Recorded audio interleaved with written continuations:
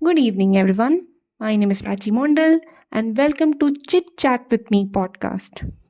Today's episode is going to be super interesting because we have with us a senior quality executive from ITC. Yes, it is the same ITC known for so many of its food products we all love. Today, we are going to start with some fun around food, then dive into what quality management actually means, what happens behind the scene in a big company, and most importantly, some real advice from students who really want to build a strong corporate career. So, let's get started with the introduction from our guest. So, hi everyone. I am Ashu. I am into food operations and quality professional in ITC for the past 1 year, and I've been working in the cloud kitchen business. So, I'd like to share all my experience with you guys. Hi, Prachi Mondal. Hello, Ashu. So, since ITC is known for its food products, let's start with something fun. What's your personal favorite ITC food product and why? So, my personal favorite would be the products from MasterChef range, which is ITC MasterChef Creations. Okay, that's a very unique food preference and choice. So, as someone who works in quality, does knowing the process behind the product change the way you look at or choose food?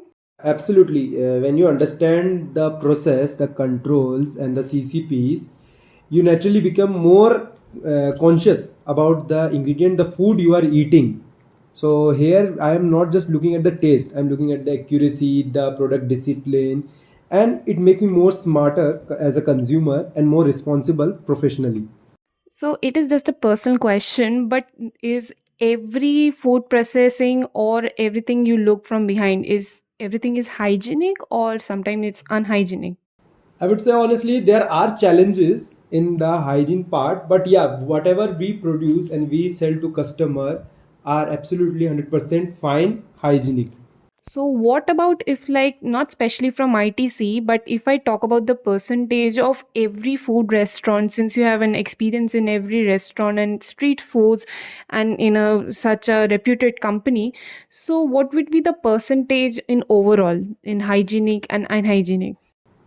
Well, if you ask me about the restaurant chains and if you ask me about the food stalls, I would say the restaurants which are maintaining the proper hygiene, I would give around 90% to the hygiene, whereas the street foods where we use the oil 2 to 4 times more what is the required purpose, I would say it is 50% of what it should be. Okay, everybody really knows that street food is typically not good for our health, but still everybody choose to eat that. So, for students who may not be familiar with this field, how would you simply explain what quality management really means? Quality management means ensuring that the product is safe, consistent, and delivered exactly as promised.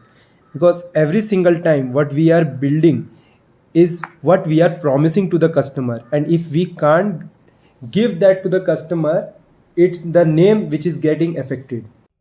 So it is always about building trust to our consumers, especially when it is about food. We always know that Indian tradition and society always trust food security and safety.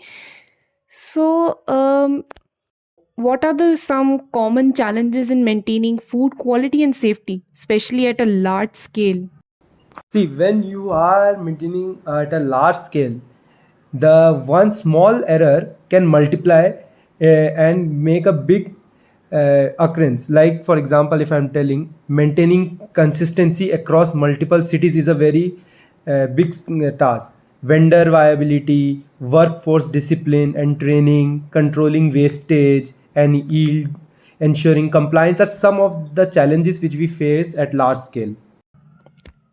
Hmm.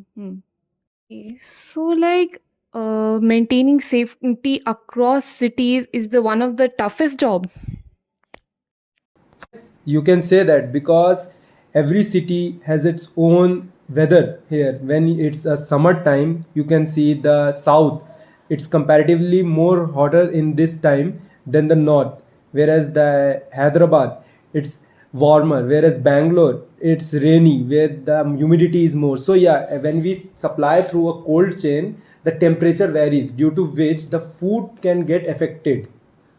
It's from my common sense that food gets more easily spoiled when it is in the contact with humidity and rain.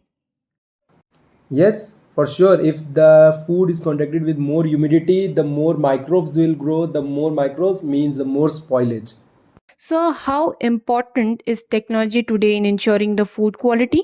Technology is critical today because whatever digital temperature logs, ERP systems, or traceability software which we are using, and the automated cooking equipments have significantly improved the control.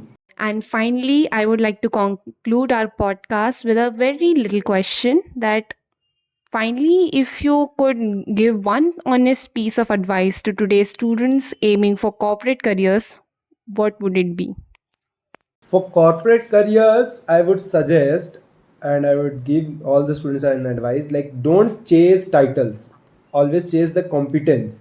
Because if you understand the process end to end and can solve problems calmly, your decision making will be good and management roles will follow you naturally.